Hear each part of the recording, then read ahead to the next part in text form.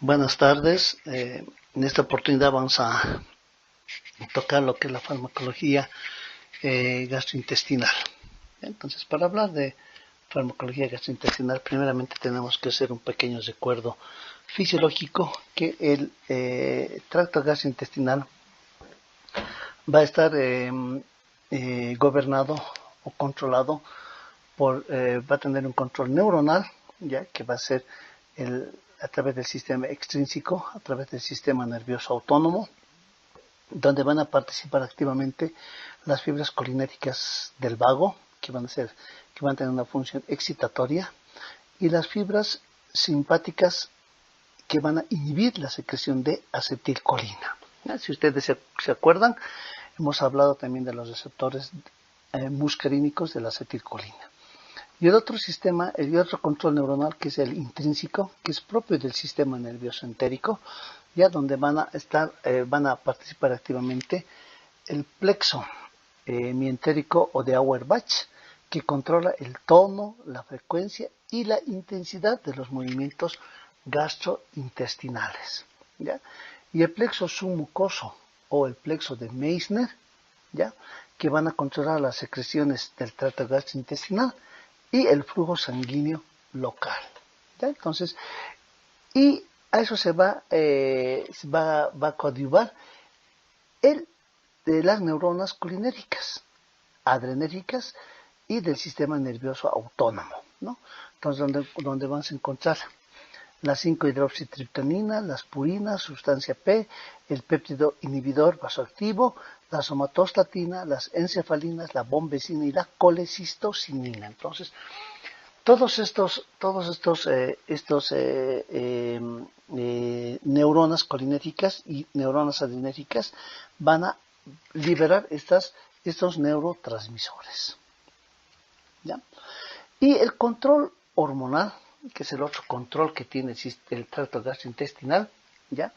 Va a estar dado por las secreciones endocrinas, como sea la gastrina, la colecistocinina, la secretina, el péptido gástrico inhibitorio, ¿ya? Las secreciones parácrinas, ¿ya? Donde hablamos de hormonas locales, ahí tenemos la histamina y las prostaglandinas. Entonces, ese es el control que va a tener el tracto gastrointestinal, ¿ya?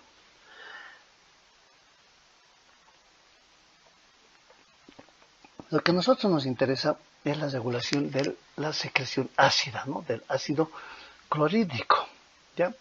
Entonces, van a estar dados principalmente por estímulos, ¿ya? Los estímulos que van a actuar principalmente sobre las células parietales, ¿ya? Entonces, ahí tenemos lo que van a constituirse la acetilcolina principalmente, que es un neurotransmisor, ¿ya? La gastrina, que es una hormona, ¿ya? La histamina, que es una hormona local. Entonces, todos estos van a actuar sobre las células parietales, ¿ya? La acetilcolina y la gastrina, que habíamos dicho como neurotransmisor y como hormona, van a actuar en sus propios receptores, ¿ya? Entonces va a haber receptor para la acetilcolina y para la gastrina. Además van a estimular la liberación de histamina, ¿ya? Entonces estos dos van a contribuir para la liberación de histamina.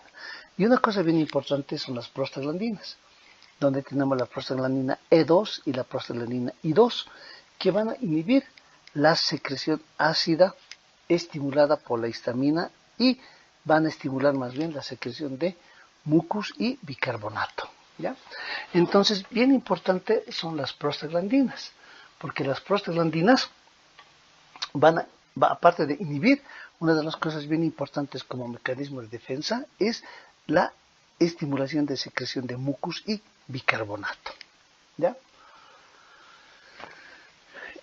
Para hablar de enfermedad gastrointestinal, tenemos que hablar de factores o agentes irritantes locales y factores o mecanismos de defensa, ¿ya?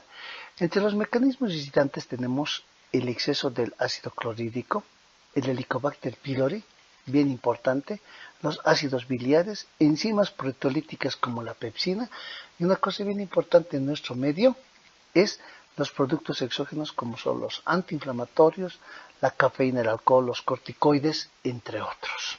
¿Ya? Esos son los mecanismos irritantes que van a producir mayor secreción de ácido clorhídrico y van a alterar todo lo que es el mecanismo de defensa. ¿Ya? Entonces acá tenemos, en este gráfico tenemos el mecanismo de defensa y los mecanismos agresores, ¿no? Entonces entre los mecanismos de defensas, ¿ya?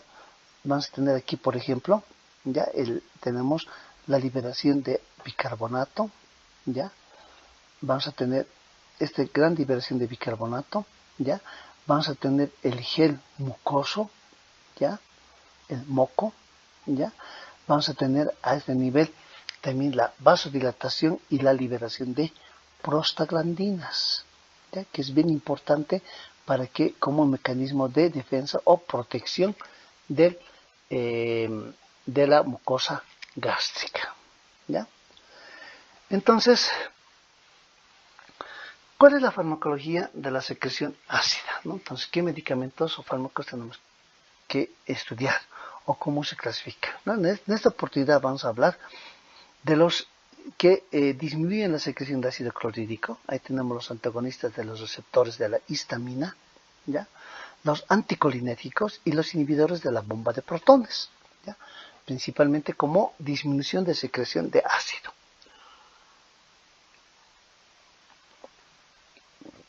Neutralizadores de la secreción ácida. Tenemos los antiácidos, solo neutralizadores, ¿ya? Y los erradicadores del Helicobacter pylori y por último los protectores de la mucosa. Entonces, en esta oportunidad solamente nos vamos a referir a estos 4 grupos de la farmacología de la secreción ácida, ¿ya? Vamos por los antagonistas de los receptores H2. Ahí tenemos la cimetidina, la ranitidina y la famotidina, ¿ya? Entonces estos antagonistas de los receptores H2 van a inhibir la liberación de histamina, ¿ya? Ustedes saben que la histamina también va a contribuir a la liberación de gastrina, por lo tanto van a inhibir a la histamina y a la gastrina y por lo tanto va a disminuir la secreción estimulada por la acetilcolina, ¿no? Entonces es el mecanismo de acción que tienen los antagonistas H2. Por lo tanto va a disminuir la secreción de ácido basal y la provocada por los alimentos mayor del 90%. Van a ser efectivos en las úlceras duodenales, ¿ya? Puede ser efectivo también en una dosis diaria única, ¿no? O sea, una sola vez al día puede tener un buen mecanismo de acción, ¿ya? Los antagonistas de la histamina 2, ¿cuáles van a ser sus reacciones adversas medicamentosas, ¿no? Como todo fármaco, puede provocar diarrea, vértigo, cefalea, dolores musculares, erupciones e hipergastrinemia, ¿no? Bien importante la hipergastrinemia. La inhibición del citocromo P450, ¿ya? Entonces, cuando inhiben el citocromo P450, especialmente la cimetidina, va a potencializar a los anticoagulantes orales, va a potencializar a la fenitoína, a la carbamazepina, a la quinidina, al nifedipino, la teofilina y los antidepresivos tricíclicos, ¿ya? Entonces, eso es bien importante, ¿no? La cimetidina, que por inhibición del citocromo P450 va a aumentar la potencia, ¿ya? La cimetidina y la ranitidina van a reducir la secreción tubular renal de fármacos básicos, ¿ya? Entonces también actúan inhibiendo la secreción de aquellos fármacos que se excretan por secreción tubular, ¿ya? Muy bien, rápidamente vamos a entrar a los inhibidores de la bomba de protones.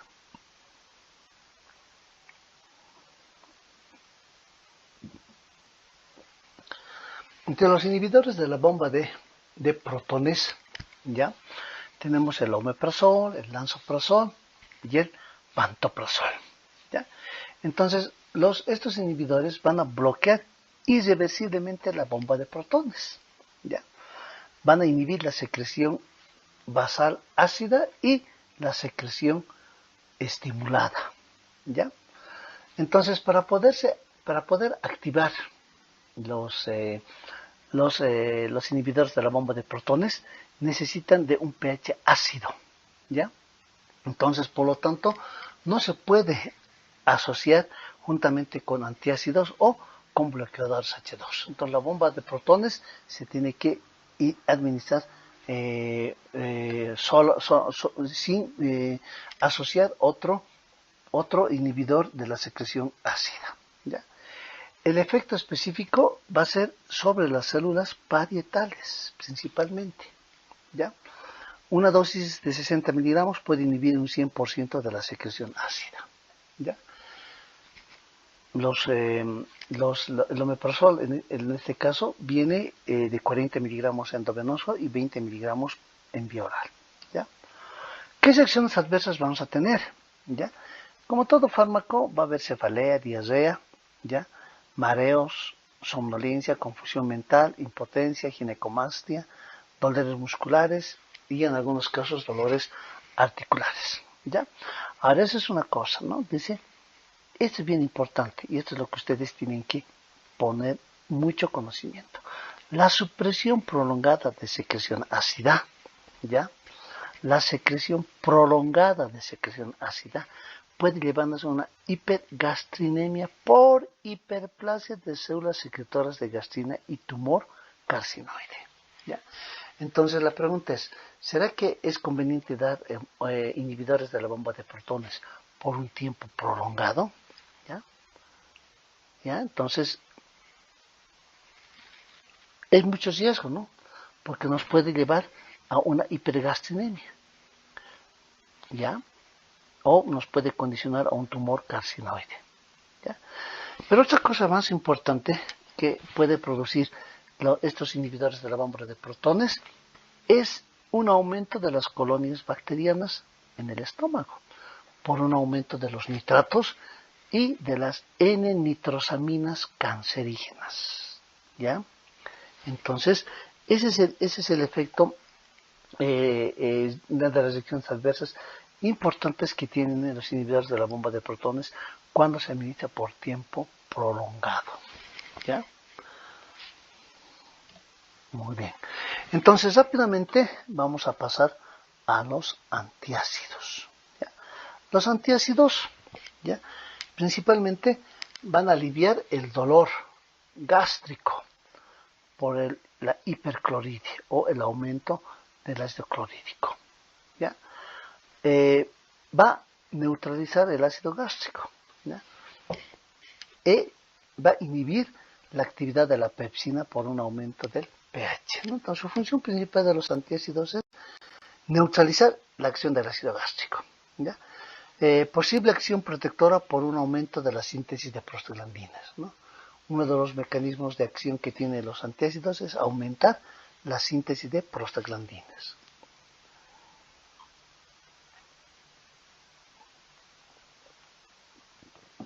Una de las ventajas es que administrado por tiempos largos o prolongados puede llevar a controlar las úlceras duodenales, ¿ya? Pero no así las gástricas. Pero tienen menos eficaz que los bloqueadores H2 y que los inhibidores de la bomba de protones, como es el omeprazol, ¿ya? Entonces, ¿cuáles van a ser los antiácidos que utilizamos? Tenemos las sales de magnesio y tenemos dos cosas bien importantes: el hidróxido de magnesio, ¿ya? Que es insoluble, tiene una acción lenta y prolongada, ¿no? El cloruro de magnesio, ¿ya? Puede actuar como un purgante salino suave, ¿no? Como cloruro de magnesio. No produce alcalosis sistémica, el hidróxido de magnesio. Luego tenemos el trisilicato de magnesio, ¿ya? Es insoluble, ¿ya? De acción lenta y prolongada, ¿ya? Va a formar cloruro de magnesio, ¿ya? Y sílice coloidal, ¿listo? Entonces, y va a absorber bien a la pepsina, ¿ya? Son sus aditivos importantes que tiene los sales de magnesio. Luego tenemos el hidróxido de aluminio, ¿ya? Es insoluble, su acción gradual eleva el pH a 4, ¿ya? Y se absorbe la pepsina, ¿ya?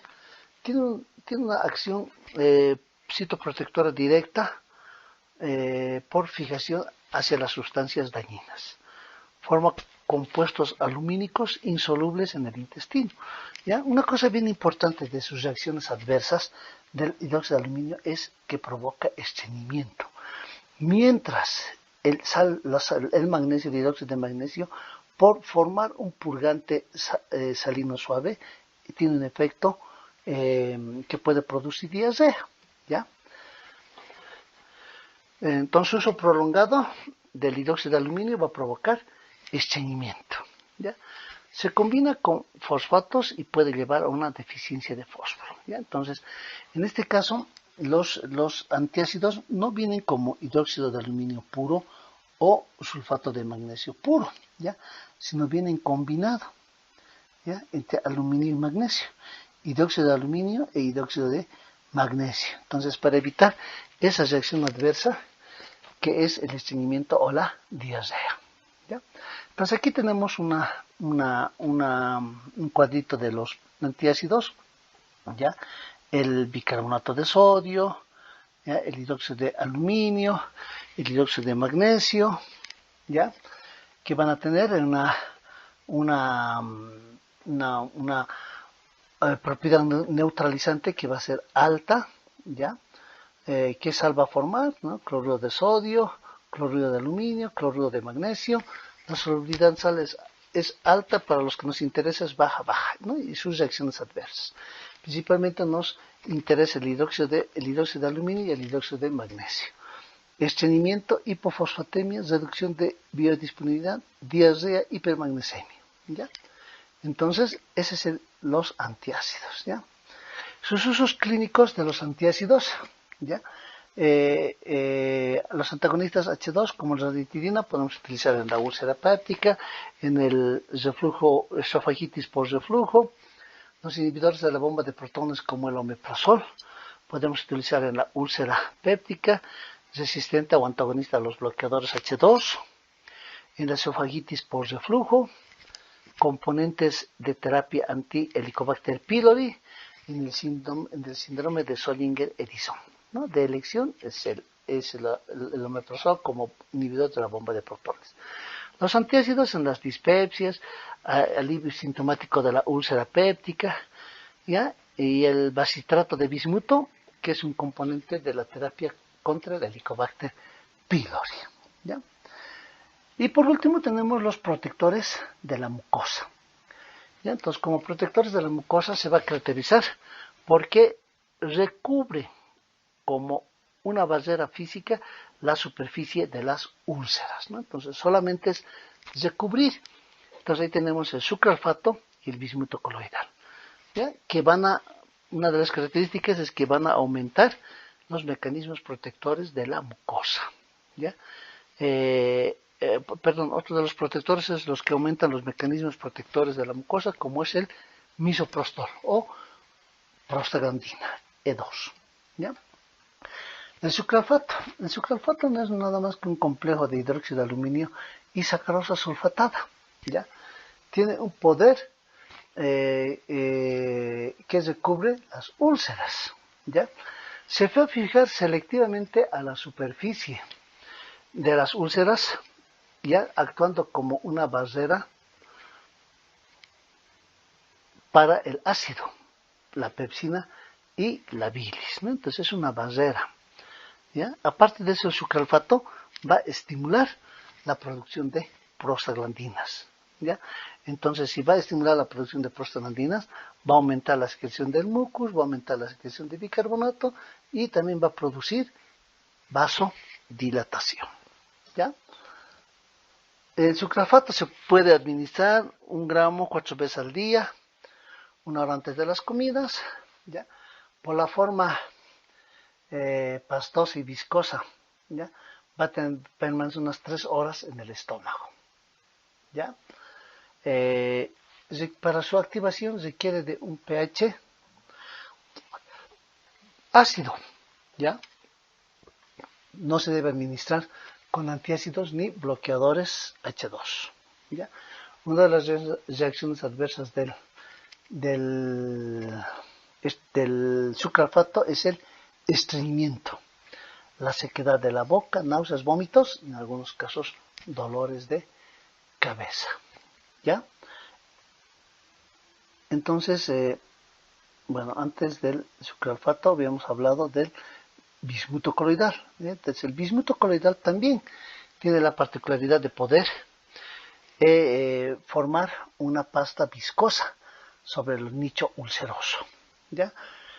Solamente que el bismuto coloidal va a teñir las deposiciones de un color negruzco.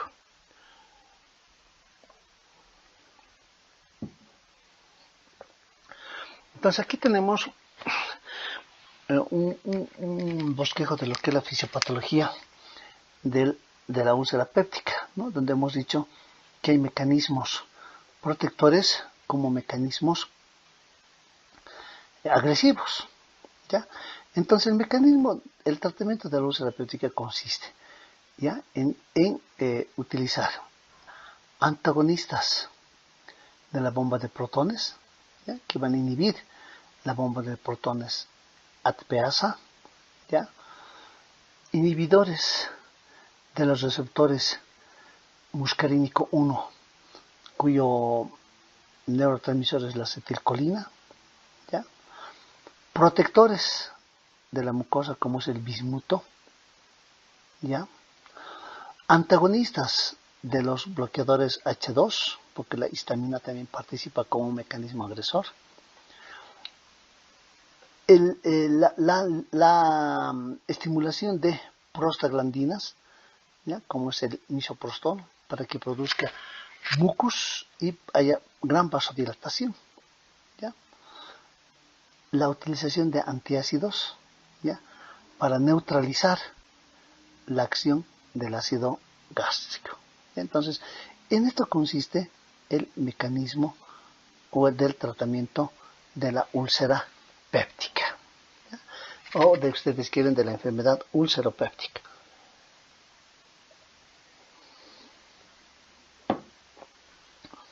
¿Ya? Entonces, ¿qué fármacos van a actuar sobre el tracto gastrointestinal, ¿no?, especialmente el síndrome úlceropéptico, ¿no? Entonces aquí tenemos antiácidos, ¿ya?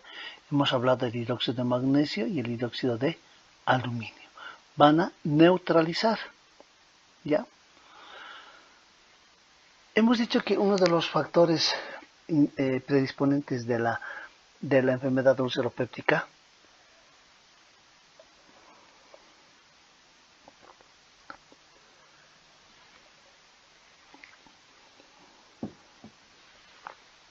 es el Helicobacter pylori. Y el tratamiento del Helicobacter pylori se hace con una terapia triple, ¿lo ven? Omeprazol, claritromicina, amoxicilina. O algunos tienen el esquema de omeprazol, claritromicina, metronidazol, para erradicar el Helicobacter pylori. Luego tenemos protectores o reforzamientos de la mucosa, ¿ya? Ahí hemos hablado del sucralfato, ¿ya?, y del bismuto coloidal, ¿ya? Y también ahí entran las prostaglandinas, ¿no?, que van a tener la particularidad de producir vasodilatación y producir mucus, ¿ya? Luego tenemos que van a actuar sobre la célula parietal, ¿ya? Tenemos los que van a inhibir la secreción ácida, y tenemos los inhibidores de la bomba de protones, ¿ya? Ahí tienen el omeprazol, lansoprazol, pantoprazol, y los antagonistas de los receptores H2, como la cimetidina y la ranitidina. Entonces este es el cuadrito que a ustedes les va a ayudar, ¿ya?, a hacer un tracto, un recordatorio, ¿ya?, del tratamiento del síndrome úlcero-péptico, ¿ya? Es un tema bastante corto y muy bonito porque hemos visto que si nosotros sabemos fisiología, entonces fácilmente vamos a poder poner en práctica los fármacos que se utilizan en este tratamiento, ¿no? Entonces, la fisiopatología de la enfermedad ulceropéptica, como les hemos dicho al comienzo, solamente es el desequilibrio entre el mecanismo de defensa y el mecanismo agresivo. Cuando hay mayor mecanismo agresivo, entonces hay una alteración del mecanismo de defensa y se produce toda esa connota síndrome fisiopatológico, ¿ya? Entonces, revisando este tema, porque van a entrar algunas preguntas también de este tema que yo voy a enviar. ¿Listo? Entonces, eso sería todo. Espero que les sirva esta clase teórica. ¿Listo? Gracias. Hasta luego.